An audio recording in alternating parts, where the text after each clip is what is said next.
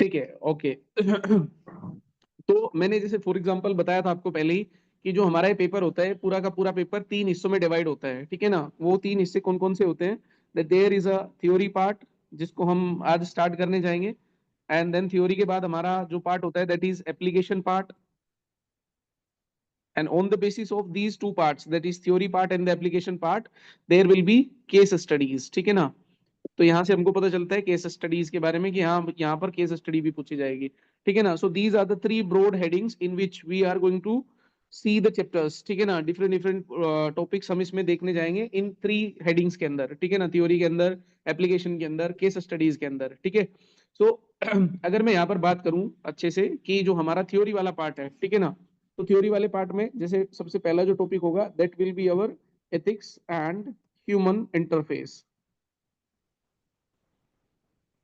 इसके बारे में हम बहुत अच्छे से जानेंगे, इसमें ही सारी चीजें पढ़नी होती है मोस्टली, ठीक है ना।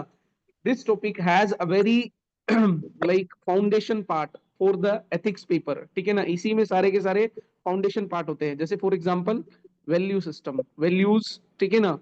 वैल्यूज के बाद हमारा मोरल्स क्या होता है, मोरल्स के बाद हमारा एथिक्स क्या होता है, ठीक है ना। हाउ दे फॉर्म, ठीक है ना, where they come from, determinants. ये सारी की सारी जो चीजें हमको पढ़नी पड़ती है वो सारी की सारी चीजें हमको यहीं पर पढ़ने को मिलती है, कहाँ पर? एथिक्स एंड ह्यूमन इंटरफेस वाले चैप्टर में, ठीक है ना। And after that what we are going to study, we are going to study about socialization, ठीक है ना। After that we are going to see the socialization, the process of socialization which is very important for the value formation. Value formation के लिए बहुत ज्यादा important होता है, तो इसीलिए हमको सोशलाइजेशन भी बहुत अच्छे से, बहुत डीपली उसको भी पढ़ना है। देन उसके बाद एक चैप्टर होता है जिसका नाम होता है हमारा एटीट्यूड, ठीक है ना। एटीट्यूड एंड परसुएशन, ठीक है ना। एटीट्यूड और परसुएशन में भी बहुत सारी चीजें ऐसी होती है जो हमारी वैल्यू बेस्ड होती है, ठीक है ना। कि कैसे आपको परसुएशन करना है, कैसे किसी का आपका एटीट्यूड चेंज करना है, वो सारी चीजें हम यहाँ पर देखते हैं, ठीक है ना। Then we are going to see the emotional intelligence. This will be the next topic, emotional intelligence, and then we will cover the moral thinkers, ठीक है ना। जो जो इसमें moral thinkers की जरूरत होगी हम उनको भी यहीं पर खत्म कर देंगे, moral thinkers को, ठीक है जी। सो देन moral thinkers, उसके बाद एक और होता है चैप्टर जिसका नाम होता है aptitude and foundational values in civil services, ठीक है ना। जो फाउंडेशनल वैल्यूज आपको सिविल सर्विसेज में चाहिएगी, whether it is recommended by Nolan committee, whether it is recommended by ARC committee, ठीक है ना। वो दोनों की दोनों जो हमारी वैल्यूज है, दो कमेटी के द्वारा दी गई वैल्यूज है सिविल सर्विसेज में, तो उनको हमको बहुत ब्रॉडली पढ़ना है, उनका मीनिंग क्या है, वो क्या नहीं है, तो ये सारी चीजें हम यहीं से पढ़ेंगे, ठीक है ना। देन एप्लीकेशन पार्ट में दो चीजें, दो टॉपिक होते हैं बहुत broad, that is ethics in governance, and next topic will be probity in governance. Probity in governance का मतलब होता है सर कि गुड गवर्नेंस वाला पार्ट, ठीक है ना, कि how we can achieve the good governance, वो हमको यहाँ पर पढ़ना है। गुड गवर्नेंस को कैसे अचीव कर सकते हैं वो हम यहाँ पर देखेंगे, ठीक है ना। एंड दीज मेंशन्ड टॉपिक, जो हमने अभी तक जितने भी मेंशन किए हैं टॉपिक, उन सभी पर ही क्या करेंगे हम? केस स्टडीज, ठीक है ना, ऑन द मेंशन इश्यूज। जितने भी हमने अभी तक इश्यूज को मेंशन किया है उन्हीं के ऊपर हम केस स्टडीज भी देखेंगे, ठीक है ना।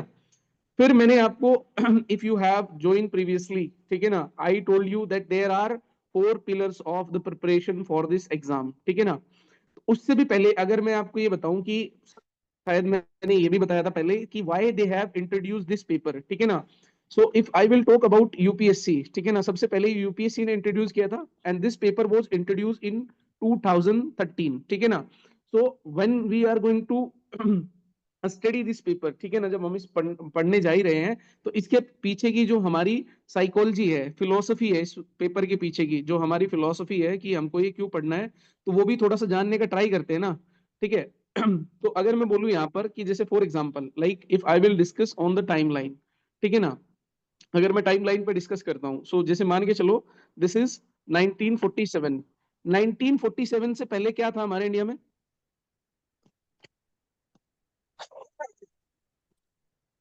कॉलोनियल रूल,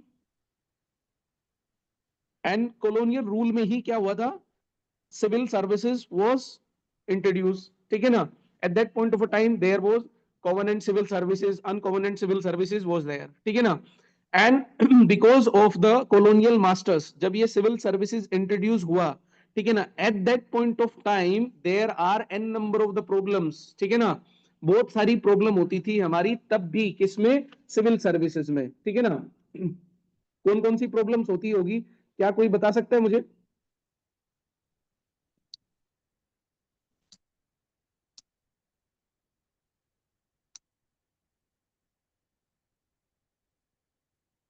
प्लीज भाई कोई तो कंक्लूड करो ना.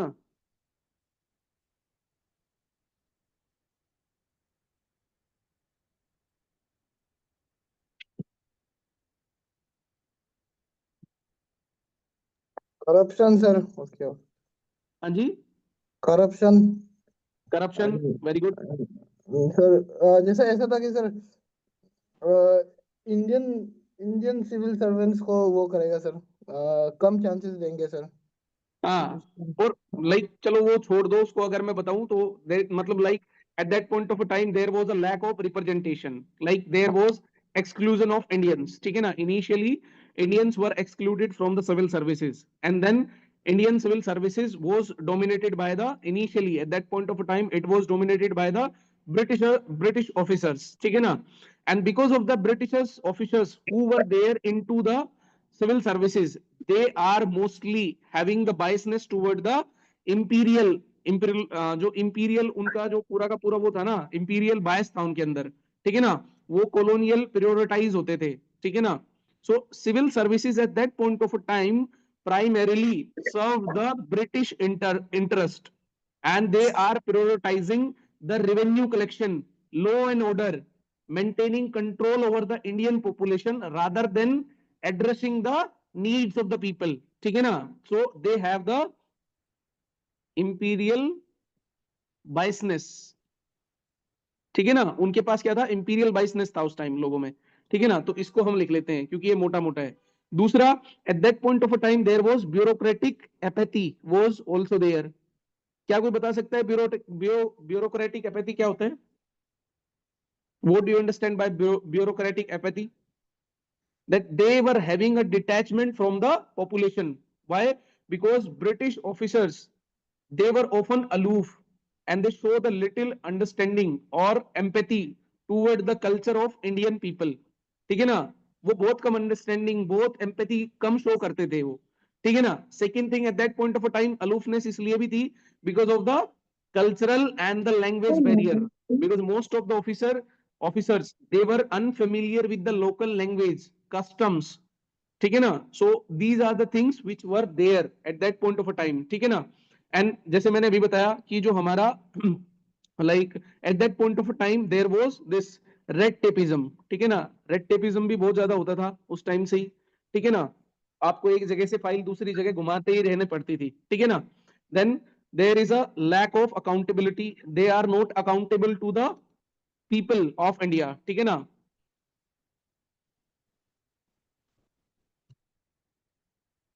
देन करप्शन आप लिख सकते हो, सबसे बड़ा पॉइंट वो ऊपर लिखी दिया हमने, ठीक है ना. दैट सर रिवेन्यू कलेक्शन में करप्शन करते थे वो, बिकॉज रिवेन्यू सर सिस्टम वो.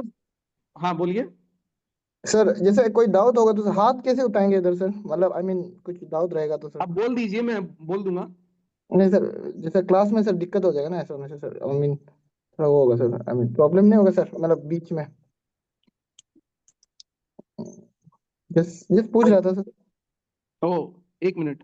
सर काइंडली अवॉइड सेइंग, ठीक है ना, every now and then. Thank you. Okay. Ethics will, it will take like 35 classes to finish the ethics class.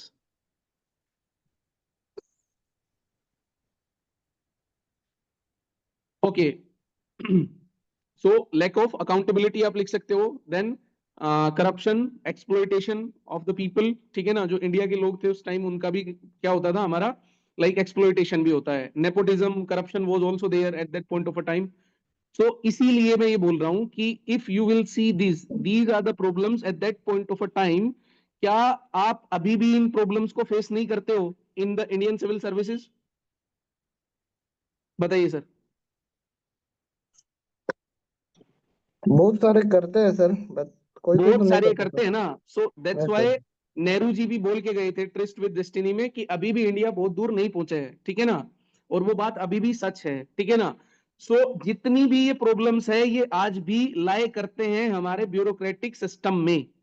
इसीलिए at that point of time in 2013 UPSC decided और DOPT decided, the department of personnel training decided that why we should not filter the process just to check the mindset of a candidate whether he or she is having inclination toward the civil services, toward the public service। समझ में आ गया यहां तक? इसीलिए उन्होंने ये exam को introduce किया just to check your inclination, कि तुम्हारा इंक्लिनेशन कितना है पब्लिक सर्विस वैल्यूज की तरफ। क्लियर है यहां तक?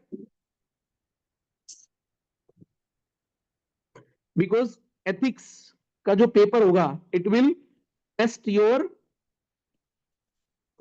वैल्यू सिस्टम, ठीक है।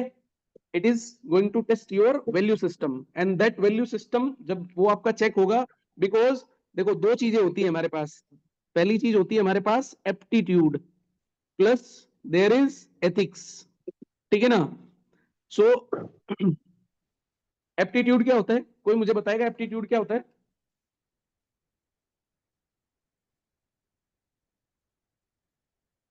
Anybody, what do you understand by aptitude?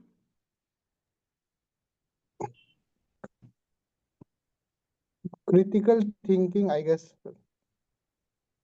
नहीं वो तो नहीं होता है।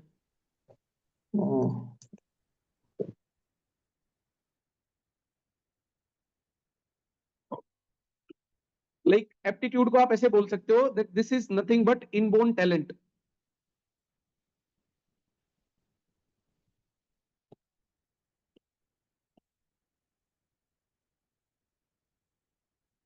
एप्टीट्यूड को आप कैसे बोल सकते हो? Like it is an inborn talent, ठीक है ना, a specific abilities, a specific skill.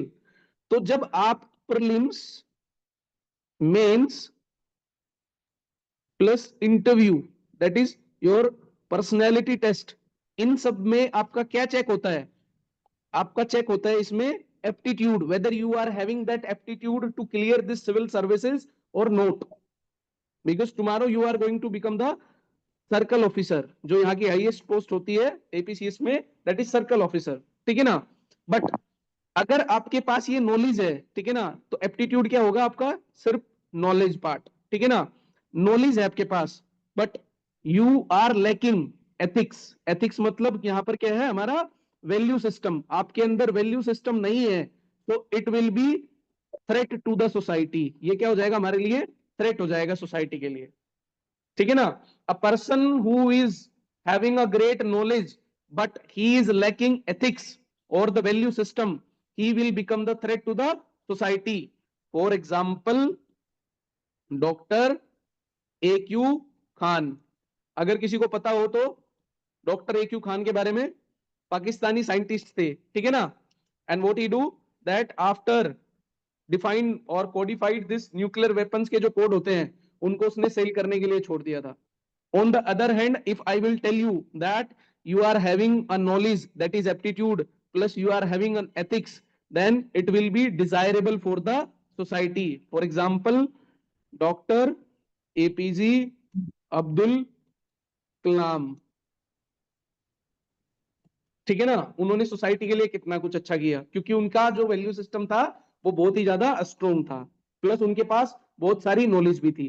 तो this paper is going to test your value system, तो आपको इस पर फोकस करना है, ठीक है ना। You have to show that how value system of your is और आर हैज बीन शेप्ड। कौन कौन सी वैल्यूज आपको अदरेंस करती है, आपके अंदर है अभी भी, ठीक है ना। तो ये सारी चीजें यहां पर देखी जाएगी इस पेपर के थ्रू, ठीक है ना। आगे चलते हैं। फिर मैंने आपको दोबारा से एक बारी फिर बता देता हूं, those who are not be there in the class, उनके लिए अभी बता देता हूं कि जो ये एग्जाम होता है, ये पेपर जो होता है, इसको आप चार तरीके से प्रिपेयर करो, ठीक है ना।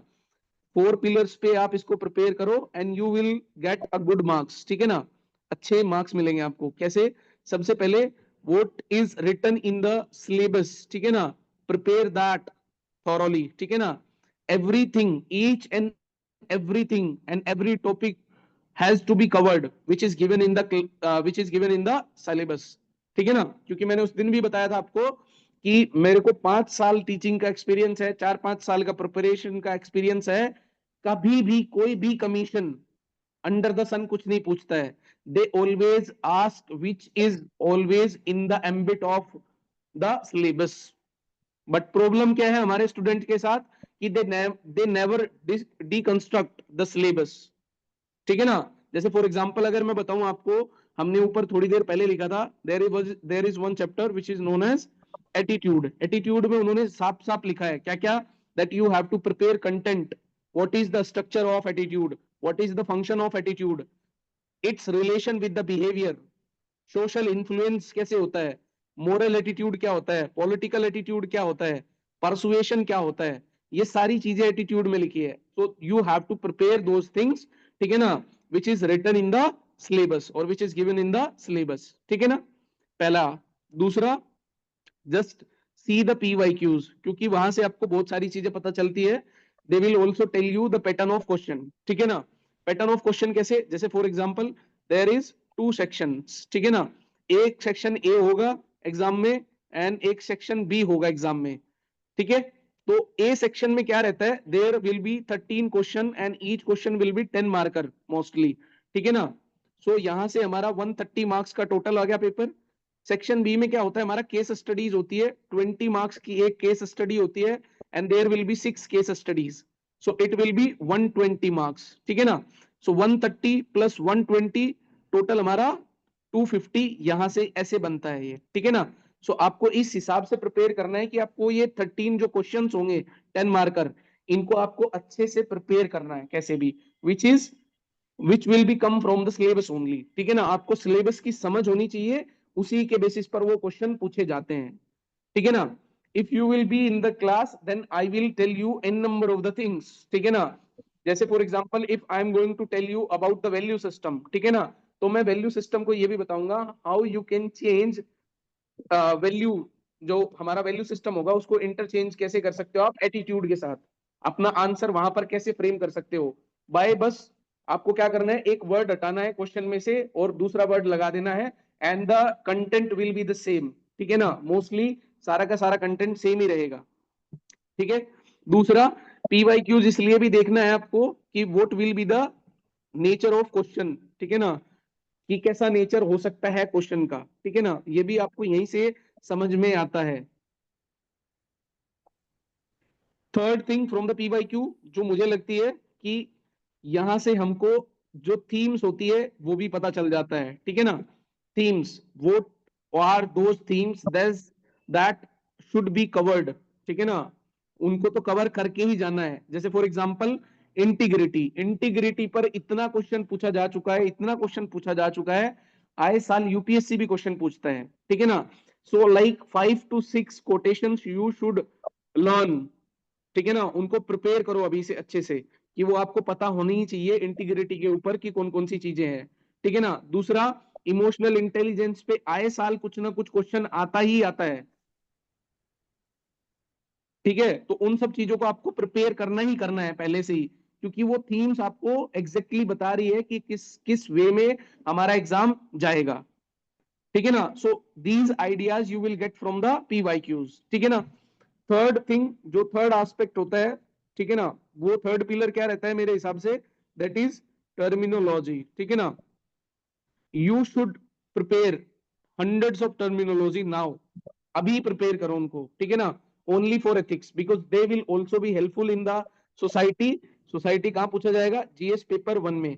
If you will see the trend, ठीक है ना, यहाँ पर तो 4-5 साल से एग्जाम नहीं हुआ है, लेकिन फिर भी आप देखोगे जो 2022 में एग्जाम हुआ था उसमें भी जो सोसाइटी का पार्ट था उसमें भी 3-4 क्वेश्चन थे, ठीक है ना, सोसाइटी वाले पार्ट में, ठीक है ना। यूपीएससी का इस साल का एग्जाम देखोगे 2024 का, तो सोसाइटी से उसने इतने क्वेश्चन पूछे हैं कि एग्जैक्टली 90 to 100 मार्क्स का सिर्फ सोसाइटी से उसने मेंस में GS पेपर 1 में क्वेश्चन पूछा है, ठीक है ना, क्लियर है। सो जो टर्मिनोलॉजी होती है ये हर जगह हेल्पफुल होती है, सोसाइटी में मतलब GS1 में, plus they will also helpful in your essay, ठीक है ना, वो एस्से में भी कहीं ना कहीं हेल्पफुल होगी, ठीक है ना। अब मैं आपको ये भी तरीका भी बताता हूं कैसे आपको प्रिपेयर करना है इसको, ठीक है ना। जो टर्मिनोलॉजी होती है उसको प्रिपेयर कैसे करना है सर, उसको प्रिपेयर करना है आपको 3 लाइनों में, ठीक है ना, 3 चीजों की तरह उसको प्रिपेयर करना है, ठीक है ना। Like in the class I will teach you everything, ठीक है ना, उनको तो मैं सिखाऊंगा ही सिखाऊंगा। Like in the class we will discuss like hundreds of terminology for the ethics, ठीक है ना, बहुत सारी टर्मिनोलॉजी होगी जिनको हम प्रिपेयर करेंगे, ठीक है ना। जैसे फॉर एग्जाम्पल कुछ साल उन्होंने मतलब लाइक 2021 या 22 में देयर वाज अ क्वेश्चन, क्या क्वेश्चन था, there was a question on this कि what do you understand by happiness, ठीक है ना, and what is happiness means to you, give with examples और एक्सप्लेन विद एग्जांपल। तो आपके लिए हैप्पीनेस क्या हो सकता है, वो इस तरीके का क्वेश्चन पूछ लेता है कई बारी, ठीक है ना। सो मैं ये बोलना चाह रहा हूं आपको कि जो टर्मिनोलॉजी प्रिपेयर करनी है, मान के चलो टर्मिनोलॉजी है हमारे पास XYZ, ठीक है ना, तो उसको कैसे प्रिपेयर करना है, आपको उसको ऐसे प्रिपेयर करना है that you have to prepare a proper definition, उसकी प्रॉपर एक डेफिनेशन प्रिपेयर करो। सेकंड चीज आपको क्या प्रिपेयर करनी है, सेकंड चीज आप उसमें प्रिपेयर करो that what will be the characteristic feature, characteristic features क्या होंगे उसके, उस टर्मिनोलॉजी के, तो वो प्रिपेयर करो, ठीक है ना।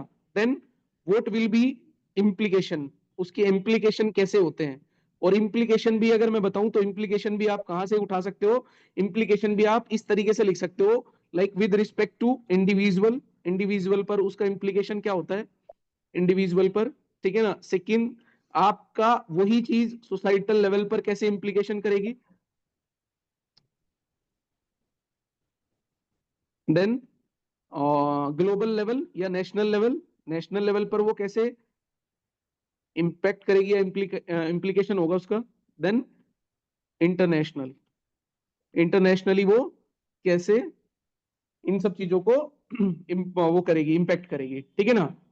अब यहां पर जब आप इंप्लीकेशन रेडी करोगे, ठीक है ना, तो आपको हर चीज में mostly you should give an example, you can also quote example from the different walks of the life। For example कहां से आप कोट कर सकते हो, कोई कॉर्पोरेट लाइफ से, कॉर्पोरेट की लाइफ से आप, ठीक है ना, पॉलिटिकल लीडर हो कोई, वहां से भी आप एग्जाम्पल डाल सकते हो, पॉलिटिकल लीडरशिप से, स्क्रिप्चर से, जैसे महाभारत गीता कुछ भी हो आपके पास, अगर आपको आता है तो वहां से भी आप डाल सकते हो, ठीक है ना। देन और हिस्ट्री से आप डाल सकते हो कोई एग्जाम्पल अगर आपको डालना है, स्पोर्ट इवेंट से आप कोई एग्जाम्पल डाल सकते हो, किसी स्पोर्ट से डाल सकते हो।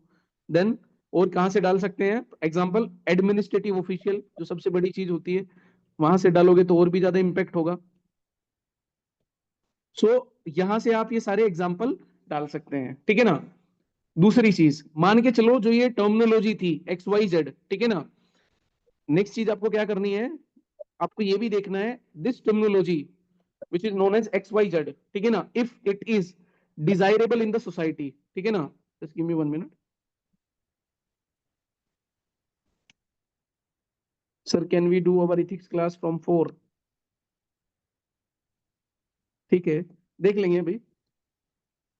सो if there is this term which is known as XYZ, ठीक है ना, मान के चलो this, if this term is desirable, if this trait and terminology is desirable, desirable का मतलब है मेरा that it should be required in the society, it should be there in the society, ठीक है ना, अगर ये सोसाइटी में होना चाहिए हमारा XYZ, तो उसको आपको ये भी पढ़ना होगा, then a study how develop that trait और टर्मिनोलॉजी जो था हमारा थ्रू द प्रोसेस ऑफ, जो हमारी प्रोसेस होगी through the process of socialization, कि कोई भी वो जो चीज होगी हमारी जो अच्छी होगी सोसाइटी के लिए, उसको हम through the process of socialization कैसे उस चीज को हम डेवलप कर सकते हैं सोसाइटी में,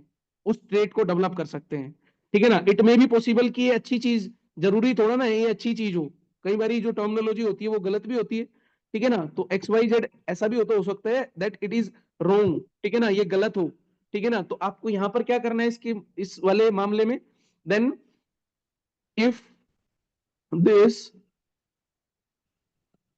टर्मिनोलॉजी और ट्रेट इज अनडिजायरेबल, अनडिजायरेबल मतलब not required in the society, then prepare how to manage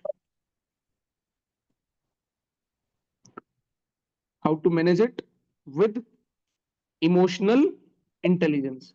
फिर इसको हमको कल्टेल करना है with the help of emotional intelligence. तो वो कैसे करना होगा, ठीक है ना। So how to manage it through emotional intelligence. Clear है भाई यहां तक। So in this way you have to prepare a terminology, ठीक है। अब जैसे आगे एक टर्मिनोलॉजी का एग्जांपल लेते हैं, ठीक है ना। यूपीएससी ने क्या पूछा था, हैप्पीनेस, ठीक है ना। हम एक टर्मिनोलॉजी ले लेते हैं, जैसे हिट रेट ले लेते हैं, ठीक है ना।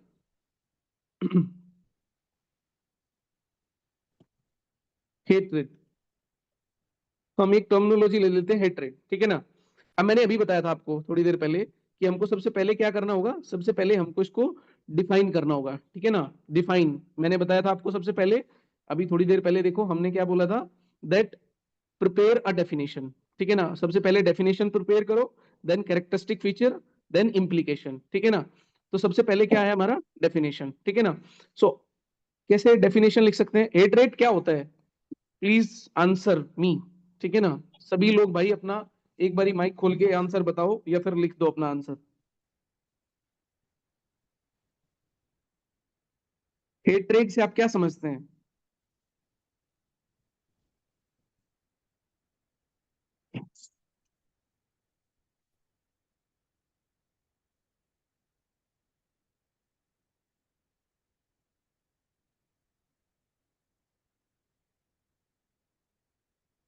डिसलाइक, हाँ, वेरी गुड। और क्या बोल सकते हैं डिसलाइक के बाद, strongly dislike for someone, yes. So yes, मतलब it refers to extremely dislike toward something और someone,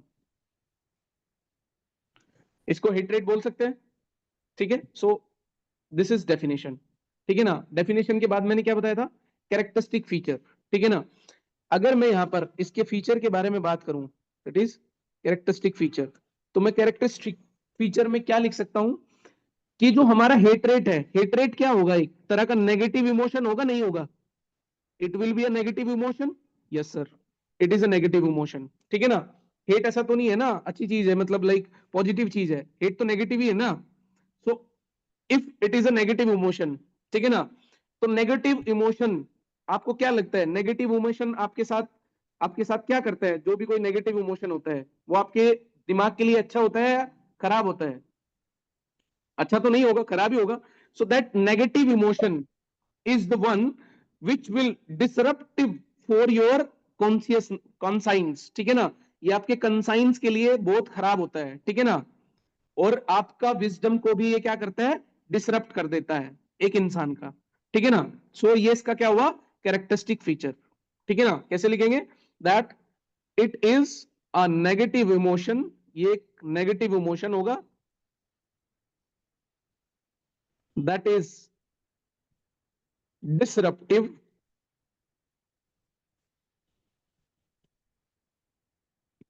of an individual consign and wisdom. क्या है सर ये कंसाइंस और विजडम क्या है, सो ये जो इंडिविजुअल कंसाइंस है, this is nothing but your inner self, आपकी इनर सेल्फ जो होगी उसको बहुत ज्यादा दुख पहुंचाएगा, क्या, हेट्रेट, क्योंकि एक नेगेटिव इमोशन जनरेट हो जाएगा आपके अंदर, ठीक है ना। और वो नेगेटिव इमोशन क्या करता रहेगा, आपको बार बार अंदर से झंझोड़ता रहेगा कहीं ना कहीं, ठीक है ना। So that is negative emotion, ठीक है ना। दूसरा विजडम, विजडम क्या है यहाँ पर, wisdom is nothing but your बुद्धि, ठीक है ना, जो आपका बुद्धि होता है उसको हम क्या बोलते हैं, विजडम, ठीक है ना। तो आपके बुद्धि और आपकी इनर सेल्फ को वो बहुत ही ज्यादा डिसरप्ट कर देगा, क्या, hatred, because it will create a negative emotion with in you, ठीक है सर। दूसरा, अगर मुझे यहां पर एक और चीज बोलनी हो, दैट इज इंप्लीकेशन। इंप्लीकेशन कैसे लिख सकते हैं हम भाई, इंप्लीकेशन, सो लाइक जैसे ये एक ऐसा इमोशन होगा हेट्रेड का, that will trap an individual in the cycle of negativity.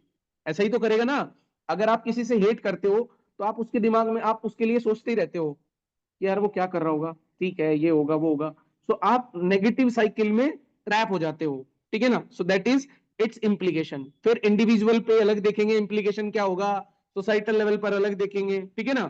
So that is, it is an emotion, ये एक ऐसा इमोशन होगा that traps the individual in an in a cycle of negativity, ठीक है sir. बताइए भाई, यहां तक समझ में आया सभी लोगों को। Yes sir.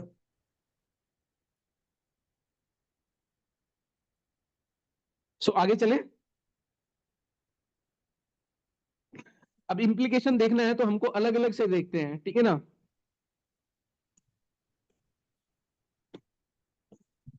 लाइक इंप्लीकेशन, सबसे पहले देखेंगे हम eight individual level.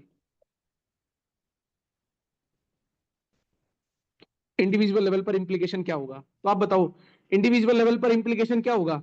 If you will hate someone, do you think that you will have a peace of mind? No.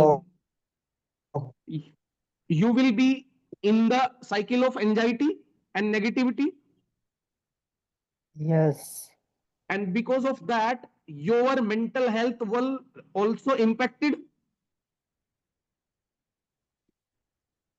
Yes.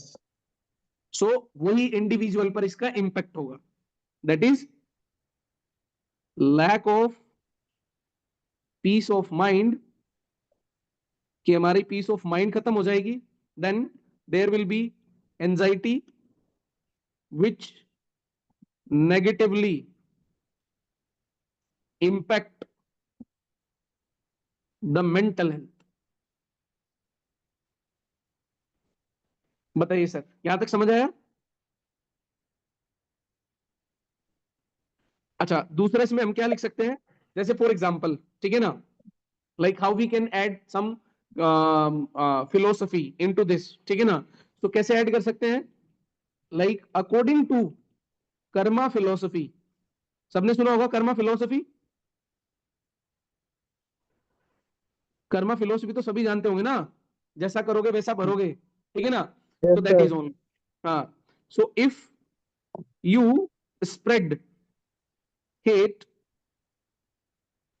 you may face backlash sooner or later। समझ आएगा sir. सो आपको इस तरीके से ऐसे जोड़ना है, ठीक है ना। अच्छा, अब मुझे एग्जांपल बताओ थ्रू आउट द वर्ल्ड, ठीक है ना, किन किन लोगों ने बहुत ज्यादा हेट फैलाना चाहा पूरे वर्ल्ड में और उनको बाद में बहुत ही ज्यादा हेट मिला। बहुत सारे लोग होंगे जिनका यहाँ पर सोशियोलॉजी ऑप्शनल होगा, उनको तो पता भी होना चाहिए, please let me know. Sir हाँ बोलिए। नहीं सर, एक गांधी जी का एक कोटेशन था, वो क्या था सर, आ, आ, आंख के बदले आंख तो सारी दुनिया अंधी हो जाएगी, ऐसे करके कुछ था सर। हम लोग वो भी यूज हाँ कर सकते हैं ना सर। वो लेकिन यहाँ सूटेबल नहीं बैठता ना, हम अभी एक नेगेटिव इमोशन की बात कर रहे हैं और उस नेगेटिव इमोशन को हम मतलब लाइक ऐसा दिखाना चाह रहे हैं कि वो नेगेटिव इमोशन जो है वो दूसरों को भी मतलब इम्पेक्ट करता है। और जो गांधी जी का सेंटेंस है उसका बिल्कुल मतलब लाइक जो वर्ड व्यू है ना वो बिल्कुल अलग है, उसको मैं बाद में बताऊंगा आपको क्या है उसका मतलब। उसको कहाँ यूज करना है वो भी बताऊंगा। ओके हाँ, तो जैसे फॉर एग्जाम्पल ओके सर। सबने पढ़ा होगा, सबने सुना होगा, हिटलर के बारे में तो सबने सुना है ना। Yes sir. तो क्या लगता है आपको, हिटलर नहीं लिख सकते यहाँ पर हम एग्जाम्पल? हिटलर इज एन लिख सकते एग्जाम्पल हियर, इंडिविजुअल लेवल पर, ठीक है ना। मुसोलिनी यहाँ पर लिख सकते हैं। पोल पोट, पोल पोट कहां से था? कंबोडिया से, इसको लिख सकते हैं हम। Osama bin Laden, yes sir, यहां पर भी लिख सकते हैं उसको हम। सो दे आर सम एग्जाम्पल, ठीक है ना, at an individual level, those who try to spread the hate, but कभी ना कभी उनको खुद ही इतना हेट मिला है। ठीक है सर, यहां तक बताइए यस सर, सबको समझ में आया? सर। Yes sir. अच्छा बोलो। नाजीज, यस, ठीक है, वेरी गुड। आगे चले।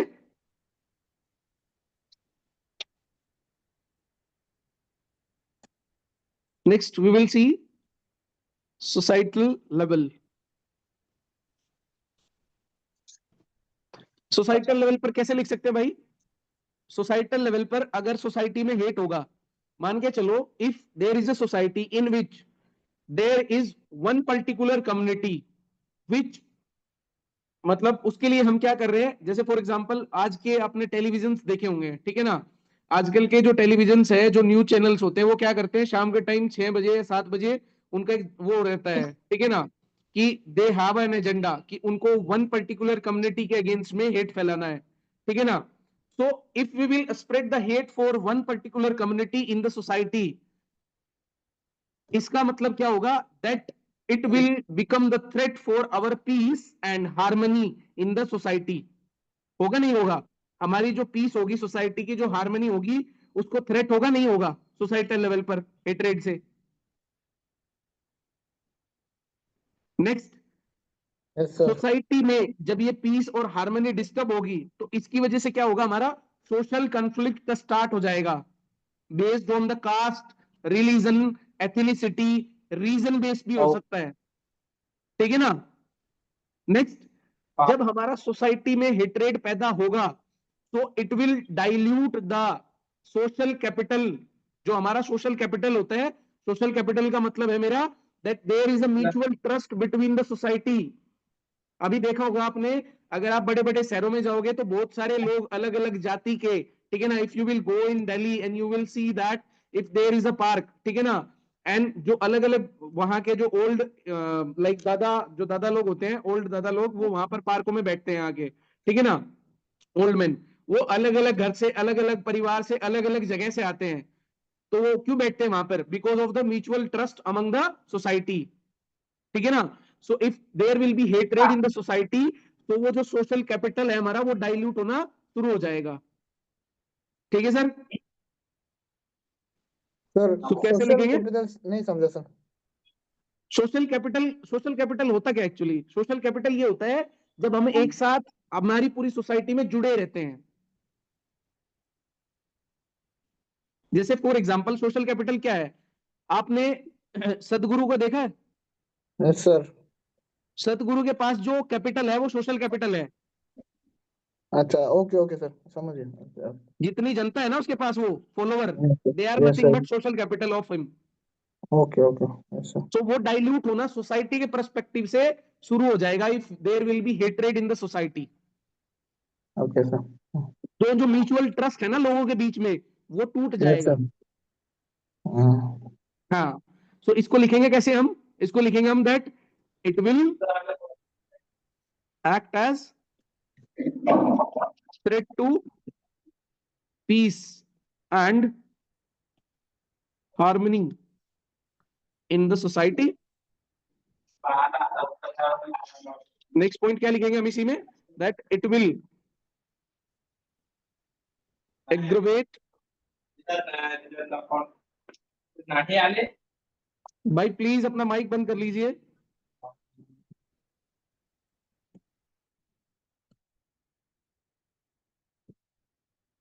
It will aggravate the social conflict based on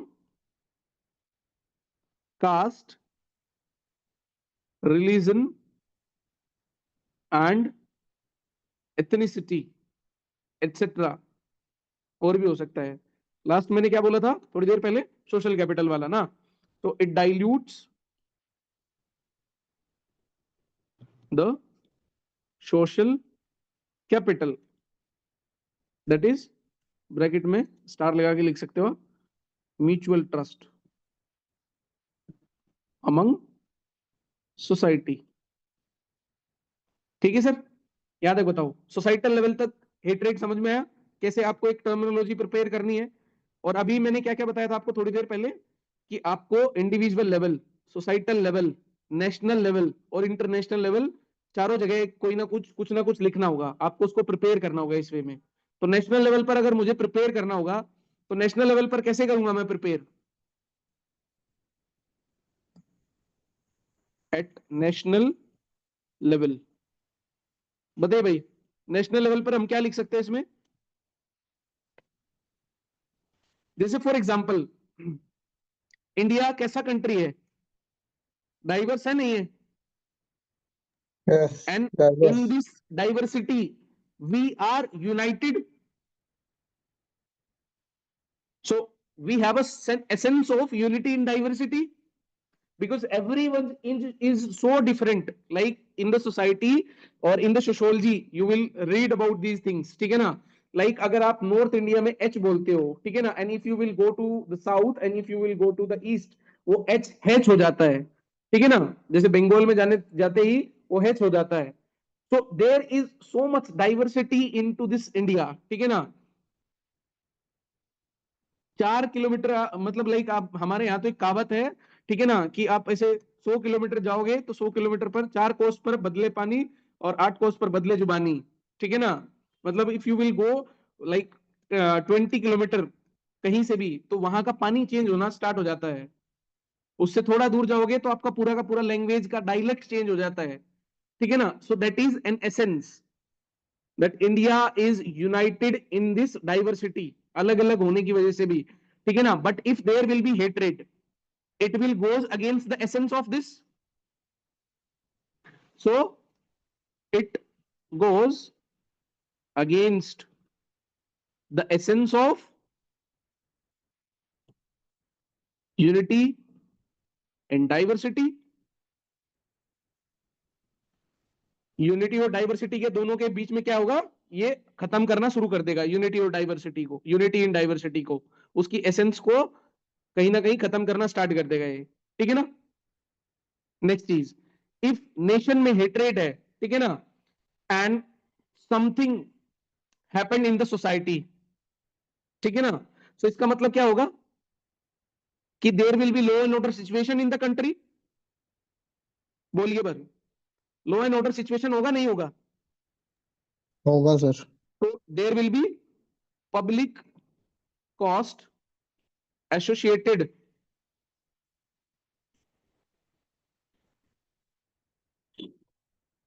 associated with law and order situation.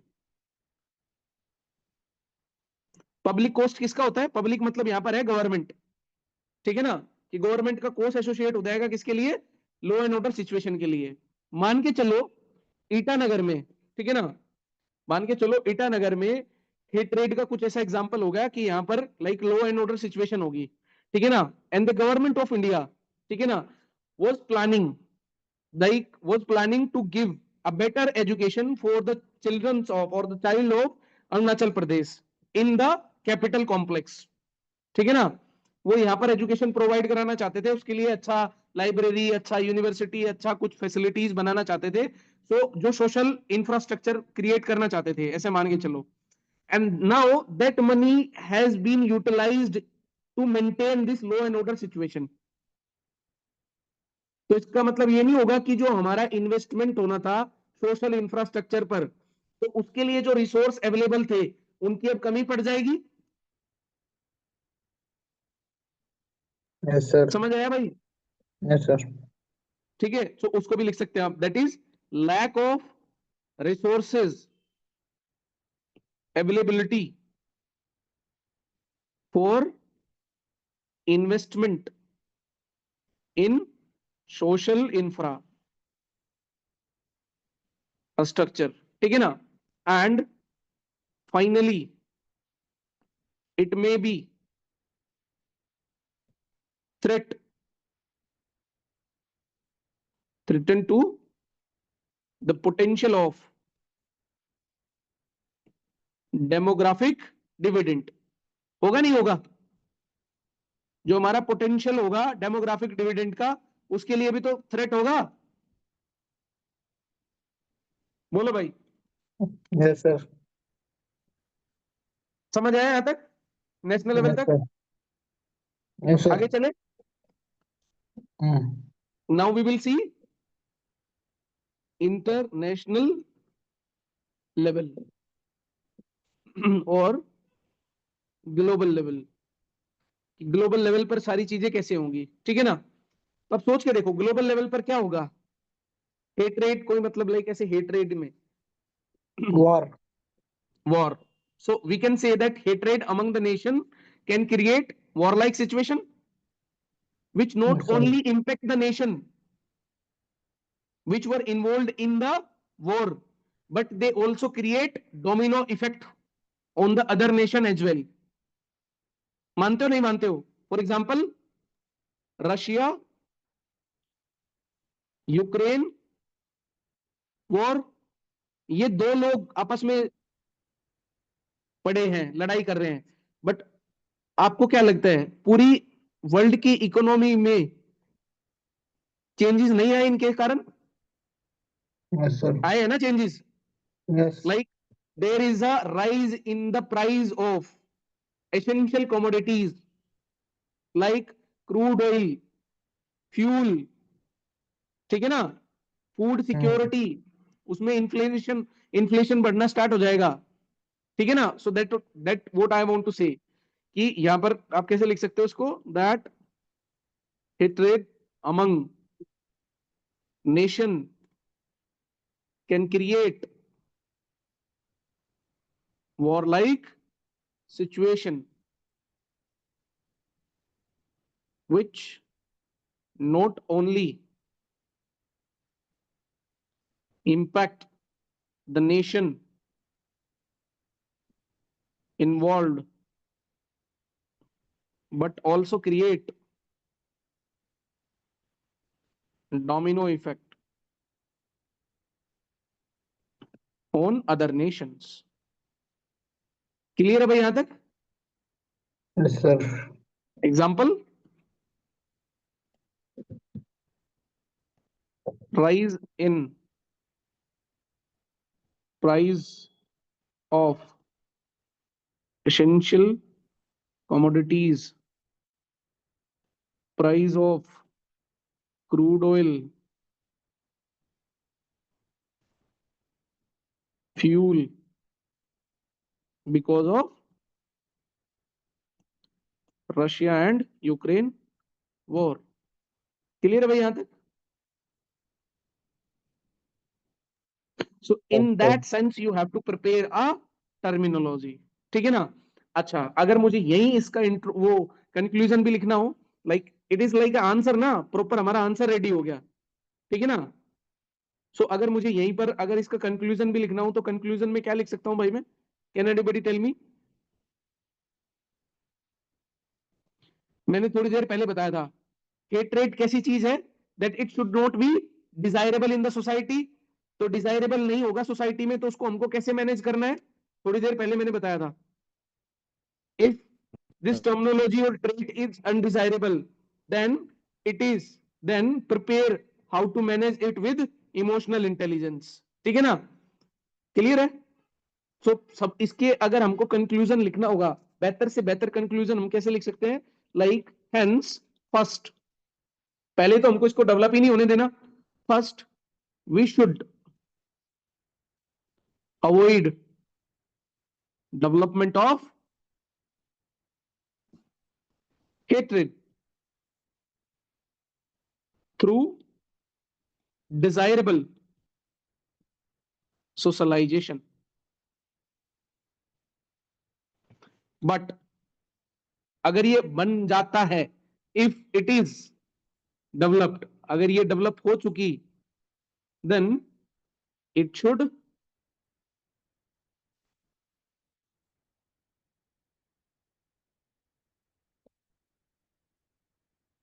B managed by emotional intelligence. Clear है सर यहां तक? Yes sir. अब एक और चीज बताता हूं मैं, यहां पर आप बहुत सारे अपने वो भी डाल सकते हो, कोट, इसमें कंक्लूजन के बाद एक कोट लिख के छोड़ सकते हो। जैसे for example, if you have heard that, Kabir का अगर आपने पंक्ति सुना है कि जो बुरा जो देखन मैं चला, बुरा ना मिलिया कोई, जो मन खोजा आप ना, मुझसे बुरा ना कोई, सुना है कभी? नहीं सर। किसी ने भी नहीं सुना?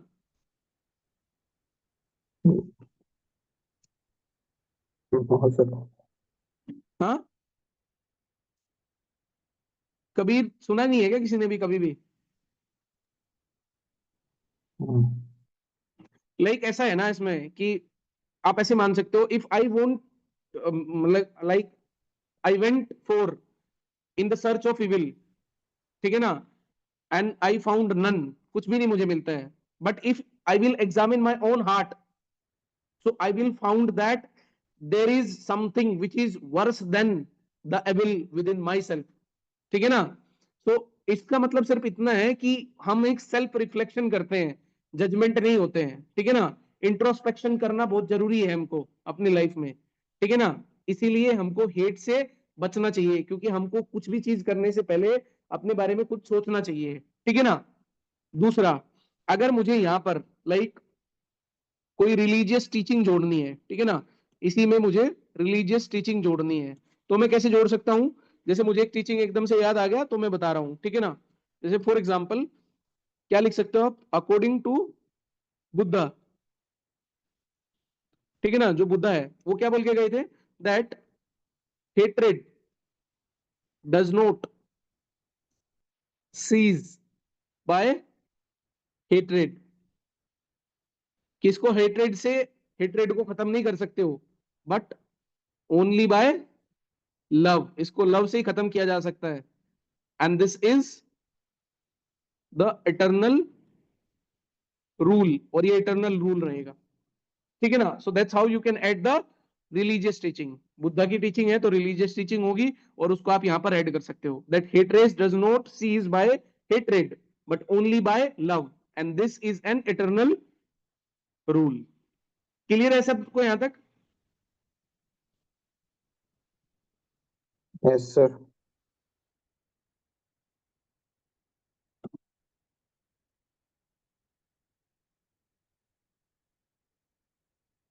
आगे चलते हैं भाई। नाउ जैसे फॉर एग्जांपल एक और मेरे को लाइन याद आ गई, मार्टिन लूथर किंग जूनियर की लाइन है, वो क्या बोलते हैं? That I have decided to stick with love, hate is too great burden to bear। इसका मतलब समझ में आया भाई? I have decided to stick with love, hate is too great burden to bear, कि हेट इतना ग्रेट बर्डन है कि इसको अपने कंधे पे बोझ को मैं नहीं सहन सकता, इसीलिए मैंने डिसाइड किया कि मैं हमेशा प्यार के साथ ही जुड़ा रहूंगा, बिकॉज हेट आपका सब कुछ छीन लेती है। ऊपर हमने पढ़ा था, हेट का इंप्लीकेशन में सबसे पहली लाइन यही पढ़ी थी, that it traps an individual in the cycle of negativity, उसका कंसाइंस खत्म कर देती है, उसकी बुद्धि खत्म कर देती है। तो इसीलिए मैं हमेशा किससे जुड़ा रहता हूं? प्यार से जुड़ा रहता हूं, क्योंकि hate is great burden to bear, उसको मैं बियर नहीं कर पाता हूं हेट को, तो इसीलिए मैंने ये डिसाइड कर लिया कि मैं लव के साथ ही हमेशा जुड़ा रहूंगा। समझ आया भाई कैसे आपको ये सारी चीजें प्रिपेयर करनी है?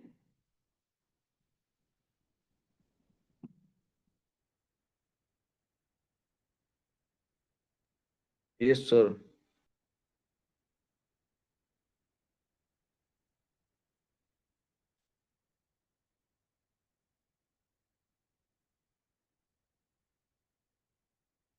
आगे चले। अच्छा, ये तीसरा हम्म, पॉइंट था हमारा, जो मैं आपको बता रहा था कि आपको कैसे इस चीज को प्रिपेयर करना है, ठीक है ना। 4 पिलर में से पहला पिलर सिलेबस, दूसरा PYQ, third terminology, and the fourth one is answer writing. ये आपको करना ही होगा किसी भी हाल में, ये आपको करना ही होगा answer writing, because this is the only thing जो आपको अच्छे मार्क्स प्रोवाइड कराएगी। until and unless you will not write here, ऐसे कोई एक रात में जादू नहीं चल जाएगा कि तुम जाके एग्जाम में लिख लोगे।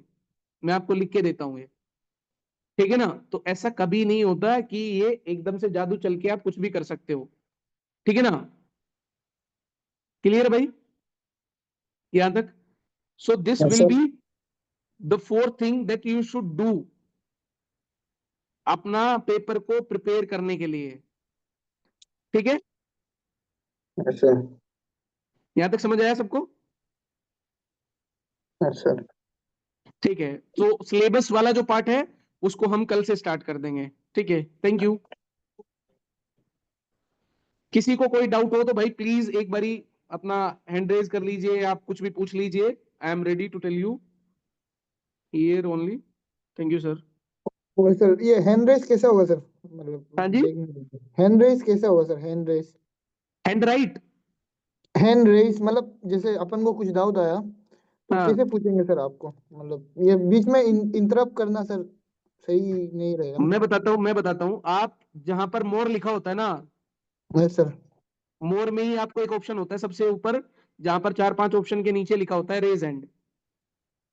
अच्छा, मेरे यहाँ पे नहीं है सर, इसीलिए कोई नहीं सर, हाँ मैं भाई, कल मैं देखता रेगुलर हूँ। क्लासेस लूंगा एंड क्लासेस विल बी हाँ started from tomorrow only. Sir, timing एक बार बता दीजिए फिर सर।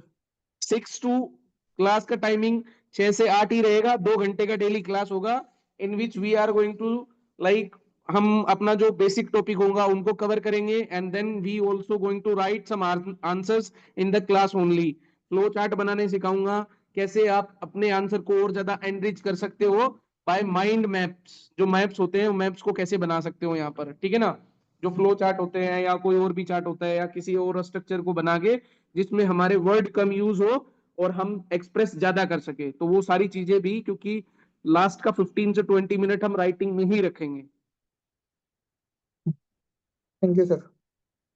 सर पीपीटी ग्रुप में डाल दीजिए। Okay sir, can you introduce yourself? Yes, I am Atul Kumar and like I am teaching with Nela from the last August, ठीक है ना। जो अगस्त गया अभी, उससे पहले आई वाज टीचिंग इन दृष्टि आईएएस, उससे पहले I was there in Chahal IAS Delhi, and I have written 4 mains and last mains was there in 2021 in which like I got 770 something 3 marks, and because of that I went for interview, but in interview I was not like I was not able to get so much marks unfortunately, so इसीलिए final list में मेरा नाम भी नहीं आया, because interview में आई गोट 151, तो total मेरा 883 समथिंग मार्क्स बैठता है, जिसकी वजह से, और 910 was the cut off eight that point of a time.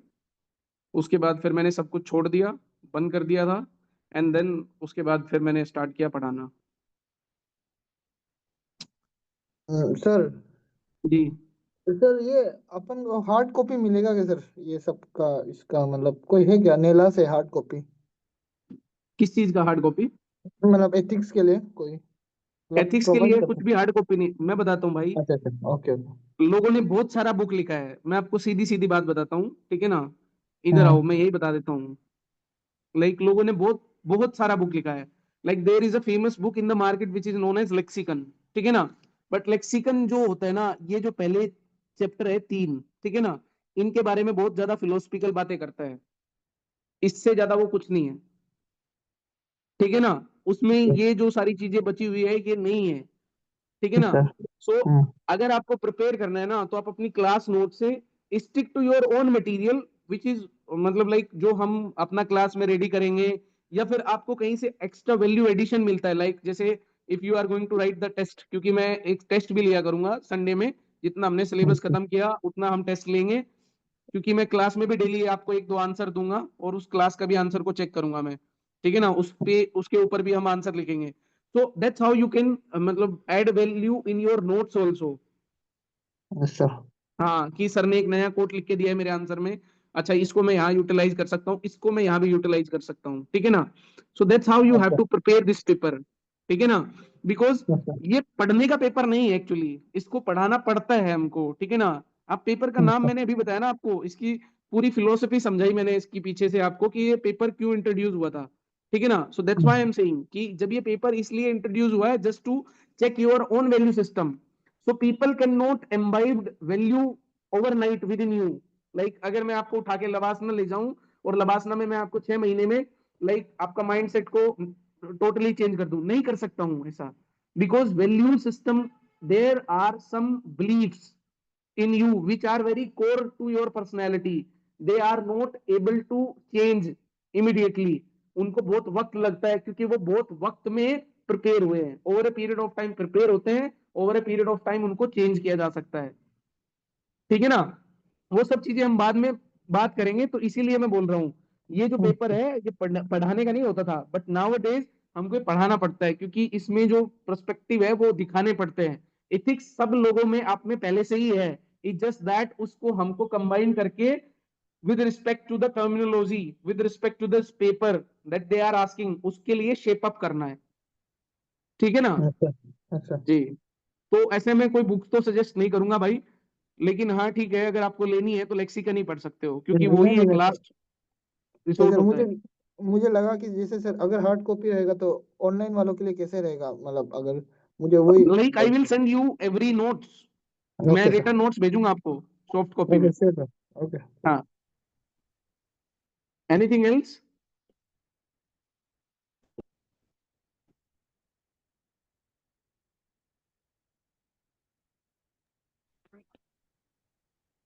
ठीक है, थैंक यू। Okay sir.